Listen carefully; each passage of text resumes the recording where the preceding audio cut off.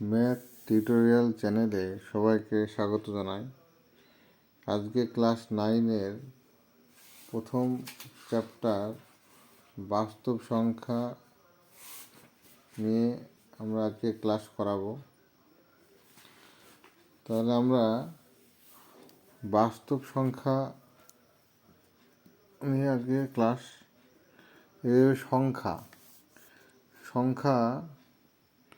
সংখ্যাকে সাধারণত দুটো ভাগে ভাগ করা হয়, একটা বাস্তব সংখ্যা, একটা কাল্পনিক সংখ্যা। তো আজকের বিষয় হচ্ছে বাস্তব সংখ্যা। তবুও কাল্পনিক সংখ্যা মানে কি? কাল্পনিক সংখ্যাটা একটু বলে দিই। কাল্পনিক সংখ্যা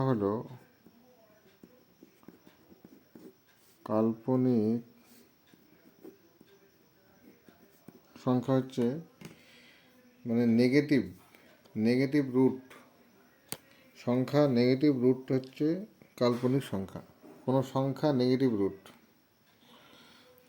যেমন √4 -4, √3। নেগেটিভ সংখ্যা রুট আমরা বের করতে পারি না। তাই জন্য যে কোনো সংখ্যা রুটের মধ্যে যদি নেগেটিভ থাকে তবে সেই সংখ্যাটা হচ্ছে কাল্পনিক সংখ্যা। আমাদের আজকের বিষয় হচ্ছে বাস্তব সংখ্যা নিয়ে আলোচনা করব। বাস্তব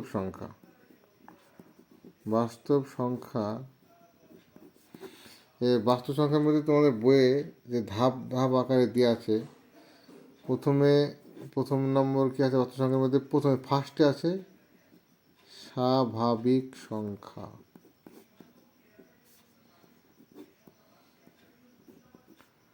স্বাভাবিক সংখ্যা হচ্ছে কি? স্বাভাবিক সংখ্যা হচ্ছে 1 থেকে শুরু। 1, 2, 3, 4, 5, 6 ডট ডট ডট চলছে। তাই হচ্ছে স্বাভাবিক সংখ্যা হচ্ছে 1 থেকে শুরু।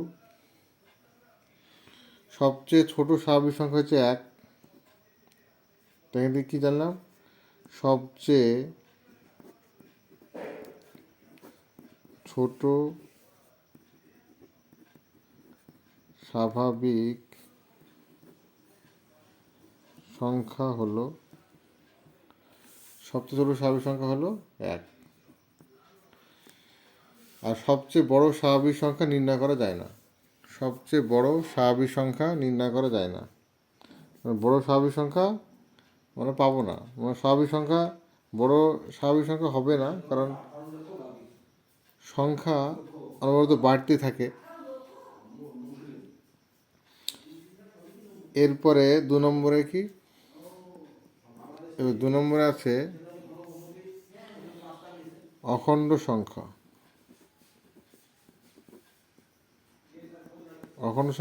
0 থেকে 0, 1, 2, 3, 4, 5, 6 চলতে থাকছে। সবচেয়ে ছোট অখণ্ড সংখ্যা হলো 0। সবচেয়ে ছোট অখণ্ড সংখ্যা হলো 0। 3 নম্বরে কি আছে? 3 নম্বর আছে পূর্ণ সংখ্যা।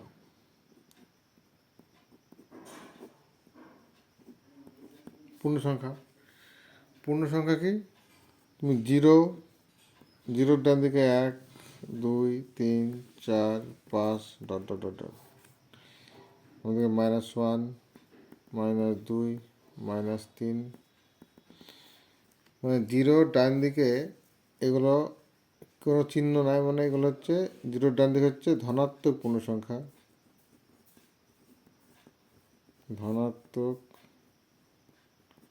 পূর্ণ সংখ্যা। আর জিরোর বাম দিকে হচ্ছে ঋণাত্মক পূর্ণ সংখ্যা। তো জিরোর ডান দিকে ধনাত্মক পূর্ণ সংখ্যা, জিরোর বাম দিকে ঋণাত্মক পূর্ণ সংখ্যা। এরপরে আছে 4 নম্বরে আছে মূলদ সংখ্যা।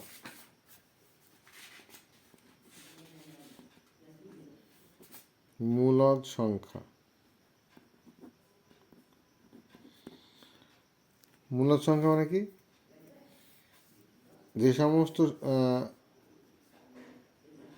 যে সমস্ত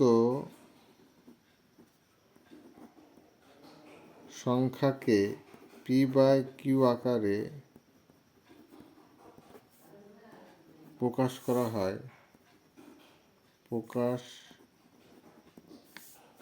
হয় যেখানে p ও q পূর্ণ সংখ্যা, এখানে p ও q পূর্ণ সংখ্যা কিন্তু q not equal to 0,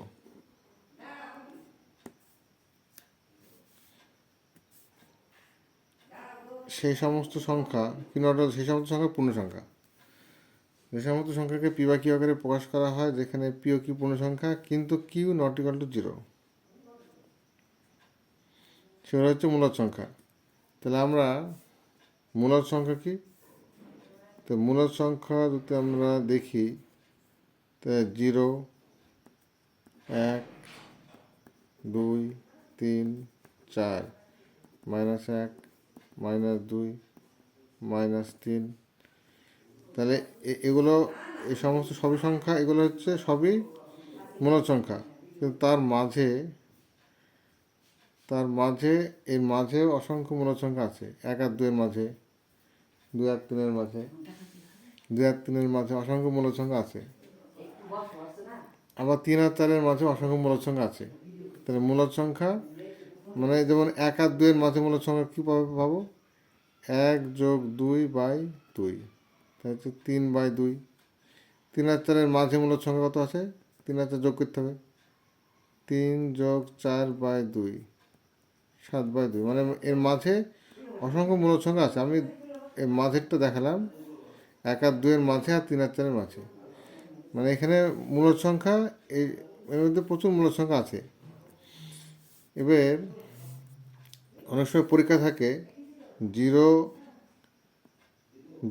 কি 0 কি বা 0 বা 0, 0 কি একটি মূলদ সংখ্যা?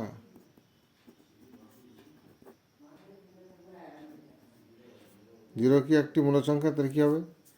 তো এখানে 0 একটি তো মূলদ সংখ্যা হবে। তো 0 একটি মূলদ সংখ্যা হবে। কারণ কি লিখতে পারি? কারণ হচ্ছে 0কে কী লেখা যায়? 0 সমান লেখা যায় 0/5, 0কে 5 ভাগে 0 হয়, 0/-2, 0/7। মানে নিষ্কারটায় কখনোই 0 হবে না। মানে মূলদ সংখ্যার ডেফিনেশনে কী আছে বা সংজ্ঞায় কী আছে? p এবং q লব, উপর অংশ হচ্ছে লব, নিচেরটা হর। নিষ্কারটা কখনোই 0 হবে না, তবে মূলদ সংখ্যা হবে। তো এখানে 0-র ক্ষেত্রে আমরা যদি দেখি 0/5, 5 তো 5-এর একটা মান আছে, -2 একটা মান, 7 একটা মান। নিষ্কারটা 0 হবে না। নিষ্কারটায় যদি 0 না হলে সেটা হবে মূলদ সংখ্যা। তাহলে 0 একটা মূলদ সংখ্যা। এরপরে বইয়ের কিছু দেখি।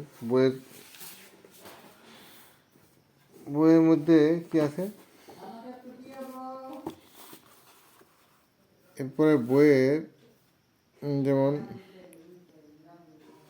6-এর অঙ্কটা দেখি।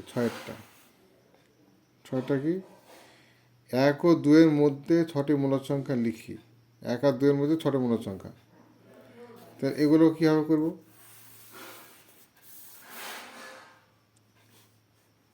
1 ও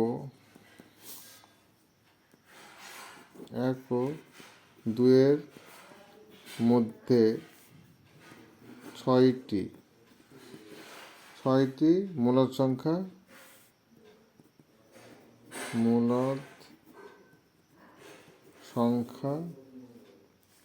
লেখো। তাহলে এর দুটো নিয়ম আছে। একটা নিয়ম কি, একটা নিয়ম হচ্ছে আমি এখানে ধরলাম 1, এখানে ধরলাম 2, ছটা মূলদ সংখ্যা। তো আমি এবার ধরি 1টা, 2টো, 3টে, 4টে, 5টা, 6টা, 1 2 3 4 5 6, ছটা মূলদ সংখ্যা। তাহলে এখানে দেখো, এখানে গ্যাপ করা হচ্ছে 1টা, 2টো, 3টে, 4টে, 5টা, 6টা, 7টা, তো 7টা গ্যাপ। তাহলে এই গ্যাপটা কত হচ্ছে সেটা আমরা বের করবো। গ্যাপের মানটা কত হচ্ছে, এই গ্যাপগুলো বের করে, যেহেতু ছটা মূলদ সংখ্যার ক্ষেত্রে গ্যাপ হচ্ছে 7টা, তাহলে আমাদের এই গ্যাপগুলোকে যদি আমরা ডি ধরি, এই গ্যাপগুলোকে ডি, তাই ডি এর মান কত হচ্ছে, তাহলে আমরা কি ধরবো, ছোটোটাকে ধরলাম x সমান 1, বড়োটা y সমান 2 ধরলাম। তাহলে এখানে ডি এর মান কত হচ্ছে, এই ডি মানে গ্যাপের মান কত হচ্ছে, ডি সমান হচ্ছে y মাইনাস এক্স বাই, এখানে মূলদ সংখ্যা কটা বলেছে, এন হচ্ছে মূলদ সংখ্যা, এন হচ্ছে মূলদ সংখ্যা কটা বলেছে, 6টা। তাহলে এখানে ডি এর মানটা কত হবে, তাহলে ফর্মুলা হচ্ছে n+1। তাহলে এখানে ওয়াই এর মান হচ্ছে এখানে 2, বড় সংখ্যা 2, ছোট সংখ্যা 1, আর এখানে 6 যোগ 1 মানে 7। তাহলে হচ্ছে 2 থেকে 1 বিয়োগ করলে 1/7, ডিটা হচ্ছে 1/7, গ্যাপটা কত হলে 1/7, এই গ্যাপটা 1/7, প্রত্যেকটা গ্যাপ 1/7।